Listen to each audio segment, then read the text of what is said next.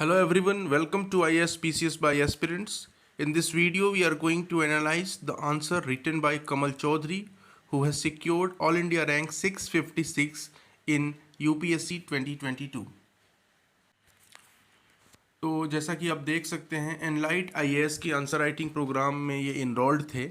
और टॉपर जो होते हैं वो किसी एक कोचिंग में ही नहीं करते हैं, बल्कि बहुत अलग अलग जगह पे, कहीं पे मॉक इंटरव्यूज़ देते हैं, कहीं पे वो आंसर राइटिंग करते हैं, कहीं पे टेस्ट सीरीज ज्वाइन करते हैं। तो इसीलिए बहुत सारे कोचिंग क्लेम भी करते हैं। तो यहाँ पे हम बात करें तो एनलाइट आईएएस के ही टेलीग्राम चैनल से ये मिला है मुझे, और वहाँ पर उन्होंने अपलोड किया है। तो आप देख सकते हैं यहाँ पे जो पहला क्वेश्चन है वो है identify 10 essential values that are needed to be an effective public servant, describe the ways and means to prevent non ethical behaviour in public service. अब ये एथिक्स पेपर 4 का क्वेश्चन है, और यहाँ आप देखिए कि इन्होंने कितने मिनट में लिखा है। तो 8 मिनट में इन्होंने आंसर लिखा है, कमल चौधरी AIR 656। तो सबसे पहले देखिए, ये एवेल्युएटेड कॉपी है, चेक्ड कॉपी है, उनके टेलीग्राम चैनल से मिला है एनलाइट आईएएस के। तो इसमें बहुत सारी चीज़ें आपको ये भी समझ में आएंगी कि क्या क्या गलतियां हैं इनकी कॉपी में। जैसे कि सबसे पहले इन्होंने एक कोट लिखा है कि values act as an internal guide to an individual. उसके बाद से इन्होंने इस कोट को पूरा किया है। और यहाँ अगर कमेंट देखा जाए तो उसके बाद देखिए, कोट के बाद इन्होंने डायरेक्टली लिखा है कि 10 एसेंशियल वैल्यूज कौन कौन सी हैं, जो कि क्वेश्चन का डिमांड था। लेकिन यहाँ पे इनको जो फीडबैक दिया गया है वो ये बताया गया है कि पहले वैल्यूज के बारे में आप कुछ लिखिए कि वैल्यूज से आप क्या समझते हैं। जैसे कि क्या होता है वैल्यू, ये भी यहाँ पे लिख के दिया गया है। आप देख सकते हैं कि वैल्यूज, ये देखिए, values are core beliefs to which you attach a high worth, and around these values you try to organize your moral life। ये वैल्यू का डिफिनीशन भी यहाँ पे इनको बता दी गई है कि ये आप यहाँ पे लिख सकते हैं। उसके बाद जो 10 एसेंशियल वैल्यूज़ हैं उसमें इन्होंने दिया है कि एक ऑनेस्टी होता है, फिर ऑब्जेक्टिविटी है, फिर लीडरशिप है, और साथ ही साथ आप देखिए कि एग्जाम्पल भी इन्होंने लीडरशिप में दिया है। फिर अकाउंटेबिलिटी है, फिर इंटीग्रिटी है। ज़्यादा देखिए इन्होंने क्या किया है, एक पॉइंट को उठाया, उसको तुरंत लिखा, उसके बाद एग्जाम्पल दे दिया। जैसे कि following one's value even when no one is watching, ये इंटीग्रिटी होता है। जब कोई न देख रहा हो आपको, तब भी आप अपने कर्म को करते रहिए, अपने काम को करते रहिए, और अपनी वैल्यूज को फॉलो करते रहिए। सबसे बड़ी बात ये है, ये होता है इंटीग्रिटी। और यहाँ पर इन्होंने अशोक खेमका जो ब्यूरोक्रेट है उनका एग्जाम्पल भी दे दिया है। उसके बाद आगे बढ़ते हैं। फिर इन्होंने बताया कि ओपननेस है, सेल्फलेसनेस है, ये सब बता दिया उन्होंने। और फिर बताया है कि these 7 values were recommended by Nolan committee. अब ये नोलन क्या है, तो यहाँ पे इन्होंने, इनको फीडबैक जो दिया गया है वो ये बताया गया है कि go through Nolan principles once and try to write the exact meaning of each values in simple words in one line. अब इन्होंने जो लिखा है ना, वो एग्जैक्ट मीनिंग, जो नोलन की वैल्यूज हैं, एथिक्स में आप पढ़ते हैं नोलन की वैल्यूज, तो नोलन की जो प्रिंसिपल्स हैं उसके बारे में कहा गया कि आप उसको एग्जैक्टली लिखिए, और कम वर्ड में तो लिखना ही है, क्योंकि वर्ड लिमिट आपको पता है कम होता है। आगे बढ़ते हैं। Decision making should be solely in term of public interest, ये यहाँ पे इनको फीडबैक दिया गया है।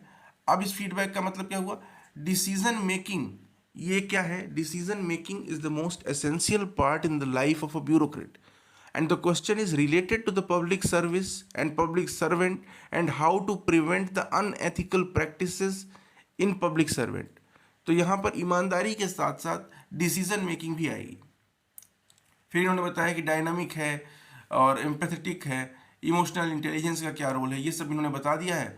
और यहाँ देखिए, जो इनको फीडबैक मिला है वो ये मिला है कि एम्पैथी, सिंपैथी और कंपेशन, इसके बारे में लिखिए, और नॉन पार्टनरशिप और इम्पार्शियलिटी के बारे में भी लिखना है। एक जो ब्यूरोक्रेट है उसको इम्पार्शियल भी होना पड़ेगा, उसको कंपेशनेट होना पड़ेगा, उसको सिंपैथी होनी होगी उसके अंदर, और एम्पैथी मतलब आपने सुना होगा, हिंदी में बोलते हैं समानुभूति और सहानुभूति। तो ये 2 चीज़ें होनी चाहिए। फिर इन्होंने बताया कि क्या तरीके हैं इनको रोकने के लिए।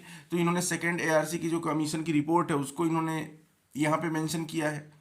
उसके बाद से सिंगल विंडो अप्रोच की बात की है, regular updating of code of conduct की बात की है, rating of public officer by visitors, जो विजिटर्स होते हैं, जो लोग पब्लिक ऑफिसर से आके मिलते हैं, वो लोग रेटिंग दें इनको कि वो कैसे, उनका बिहेवियर कैसा था, वो किस तरह से प्रॉब्लम सॉल्व करने में उनकी हेल्प कर रहे थे या नहीं कर रहे थे। तो इसके रिगार्डिंग एक रेटिंग सिस्टम भी होना चाहिए, ये बताना चाह रहे हैं। उसके बाद इंटीग्रिटी पैक्ट्स की बात की है इन्होंने। अब यहाँ पे लास्ट में इन्होंने लिखा है कि as recommended by second ARC, ये देखिए सेकेंड एआरसी की रिपोर्ट को यहाँ पर भी इन्होंने कोट किया है। तो इससे क्या होता है कि जैसे जब भी आप आंसर लिखते हैं तो आंसर में इनकी आंसर की अगर हम खास तौर पे बात करें तो इन्होंने शुरुआत तो की है कोट से, कोट के बाद से अंत में इन्होंने जो कंक्लूड किया है वो कंक्लूजन ऐसी हवाबाजी में नहीं लिखा है, बल्कि इन्होंने बताया है कि एक सेकेंड एआरसी की जो रिपोर्ट है उसको इन्होंने बताया। अब इनका जो ओवरऑल फीडबैक है वो ये मिला है, आप देख सकते हैं कि overall good attempt, try to enrich your terminology, uses of ethical terms is more important in GS4। अब देखिए यहाँ पे इसका मतलब क्या हुआ, GS4 में जब आप आंसर राइटिंग करते हैं तो जो कीवर्ड्स हैं उनका यूज़ करना बहुत ज़्यादा एसेंशियल हो जाता है। जैसे इन्होंने पार्शियलिटी, नॉन पार्शियलिटी का यूज़ नहीं किया, इन्होंने नॉन पार्टीशनशिप का यूज़ नहीं किया, उसके अलावा इन्होंने एम्पैथी का, सिंपैथी का, कंपेशन का, इसका यूज़ इन्होंने नहीं किया इन वर्ड्स का। अगर इन वैल्यूज़ को भी ये एसेंशियल वैल्यूज़ में लिखते तो ज़्यादा बेहतर होता।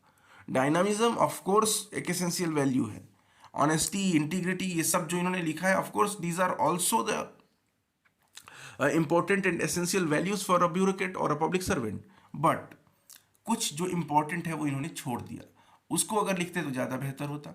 Objectivity, honesty, leadership, accountability, integrity important है, नो डाउट। ओपननेस इंपॉर्टेंट है, सेल्फलेसनेस इंपॉर्टेंट है, एम्पैथेटिक लिखा है इन्होंने, बट उसको इन्होंने क्या कहा कि जो टर्म्स हैं उनको एथिकल वर्ड्स में लिखिए। जो नोलन की जो रिकमेंडेशंस हैं उनके वर्डिंग्स का भी यूज़ कीजिए, ये इनको यहाँ पे फीडबैक दिया गया था। तो और भी जैसे जैसे कॉपीज़ अवेलेबल होती जाएंगी आपके लिए ले आएंगे, और ये कॉपी आप एनलाइट IAS के टेलीग्राम चैनल से भी ज्वाइन कर सकते हैं, और डिस्क्रिप्शन में हमारे टेलीग्राम चैनल का जो लिंक है वहाँ से भी आप डाउनलोड कर सकते हैं। Thank you so much.